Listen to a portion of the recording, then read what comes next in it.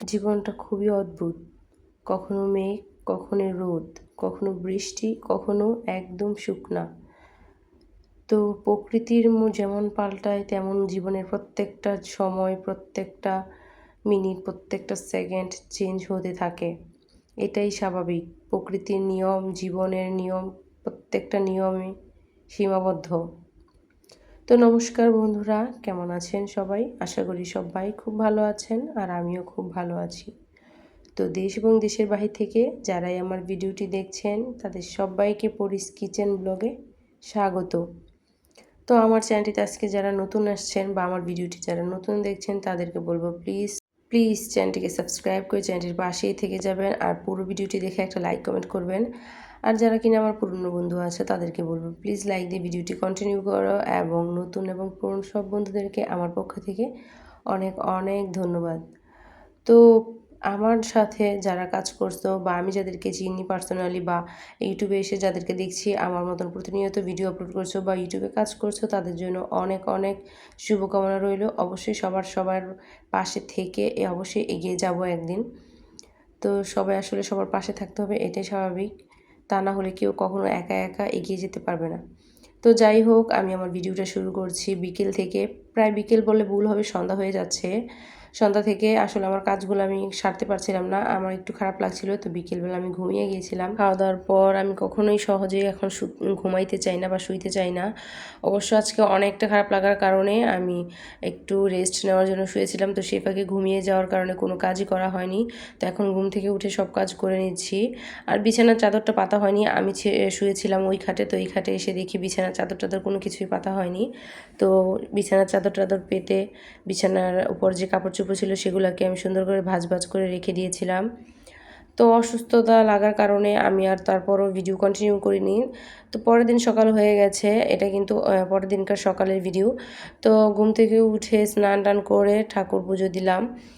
ঠাকুর পুজোটা কিন্তু সকালবেলা প্রতিদিন দেওয়ার চেষ্টা করি। অনেক সময় আবার একটু কাজের ব্যস্ততার কারণে পুজো দেওয়া হয় না, তখন আমার শাশুড়ি মা পুজো দিয়ে দেয়। তো যাই হোক, বাচ্চা যেহেতু আছে ছোট, তো তাকে নিয়ে অনেক সময় দেখা যায় সকালবেলাটা অনেক ব্যস্ততায় কাটিয়ে দিতে হয়।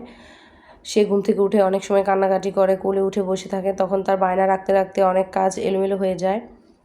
তো যাই হোক, এদিকে পুজো দিয়ে সকালে নাস্তা বানানোর জন্য চলে আসলাম। আর রেগুলারকার মতন কিন্তু আজকেও আমার সকালের নাস্তা রুটি। রুটি ছাড়া কিন্তু মানে চলেই না বলতে গেলে, মানে আমার না, আমার শাশুড়ি মার। তো সে সকালবেলা রুটি খায়, সে অন্য কোনো কিছুই খেতে চায় না। তো আমি ভাবি যে ঠিক আছে, সে কিছু খেতে চায় না, তো ওনার জন্য আমি রুটি বানিয়ে দিই, যেটা পছন্দ করে আর কি। তো আমার শাশুড়ি মায়ের সাথে সাথে আমিও সকালে নাস্তাটা রুটি দিয়েই করে নেই। এই দিক দিয়ে সকালে নাস্তা করে আবার আমি একটু রেস্ট নিয়েছিলাম, জানি না কেন। অবশ্য আমার শরীরটা খুবই খারাপ লাগছিল।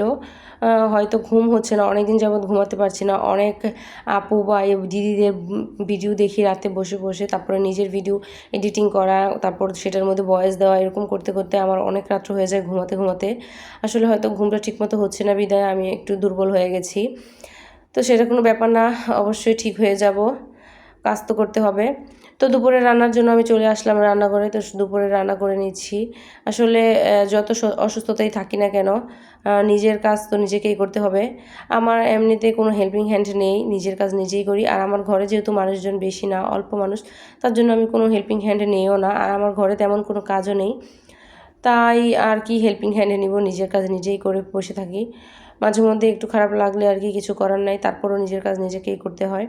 এদিক দিয়ে রান্নাবান্না শেষ করে আমি আমার মেয়েকে ঘুম পাড়িয়ে দিলাম। সে কিন্তু একটা টাইম মতো ঘুমায়, তো তার জন্য তাকে রান্নাবান্না করে তাকে খাইয়ে ঘুম পাড়িয়ে দিয়েছিলাম।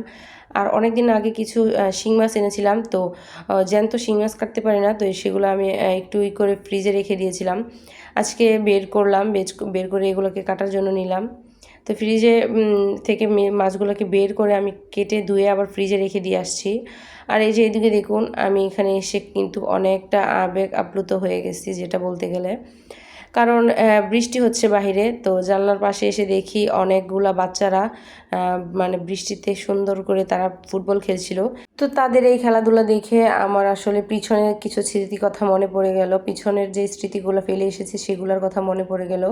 আসলে আমরাও কিন্তু একটা টাইমে এরকম ধরনের বৃষ্টি হলে মানে মজা করতাম, বৃষ্টিতে ভিজতাম, আম টুকাতাম, তো কত কিছুই না করেছি। তো সেগুলো দেখে কিন্তু মানে আমারও খুব মনটা আবেগ আপ্লুত হয়ে গেল। তো তো এইদিকে দাঁড়িয়ে দাঁড়িয়ে বৃষ্টিগুলোকে দেখছিলাম। কত সুন্দর না প্রকৃতি, বৃষ্টি হলে পাতাগুলোও সতেজ হয়ে যায়, গাছগুলোও নিঃশ্বাস খুঁজে পায়। তো এইগুলাই দেখতেছিলাম দাঁড়িয়ে দাঁড়িয়ে। তারপর আর কোনো ভিডিও করিনি, খাওয়া দাওয়া করে একটু শুয়েছিলাম, যেহেতু বললাম বারবার যে আমি একটু অসুস্থ বোধ করছি। তারপর সন্ধ্যাবেলা উঠে একটু সাবুদানা ভিজিয়ে রেখেছিলাম, সাবুদানাটাকে আমি পায়েস রান্না করব সাবুদানা দিয়ে। তার জন্য আগে থেকেই আমি একটু সাবুদানাটাকে ভিজিয়ে রেখেছিলাম, সেটা দিয়ে এখন আমি পায়েস রান্না করব। তো সাবুদানার পায়েস এর আগে আমি একবার রান্না করেছিলাম, তখন আমার খুব ভালো লেগেছিল, তার জন্য আজকেও আমি সাবুদানা দিয়ে পায়েস রান্না করছি। তো জানি না কে কে কে এই খাবারটা খেয়েছেন, আমার কাছে খুব ভালো লাগে। তো যাদের কাছে ভালো লাগে অবশ্যই কমেন্ট করে জানাবেন। তো বলতে বলতে অনেক কিছু বলে গেলাম। তো এখন কিন্তু আমি ভিডিওর শেষ পর্যায়ে চলে আসছি। জানি না কি বললাম, ভালো বললাম না খারাপ বললাম। অবশ্যই আমার ভালোবাসার আপু ভাইয়া বা বোনদের কাছে আমি ভুল ত্রুটি করতেই পারি, কিন্তু আপনারা সবাই ক্ষমা দৃষ্টিতে দেখে নেবেন। তো বন্ধুরা, সবাই অবশ্যই ভালো থাকবেন। আজকের জন্য এখানে বিদায় নিচ্ছি। নমস্কার।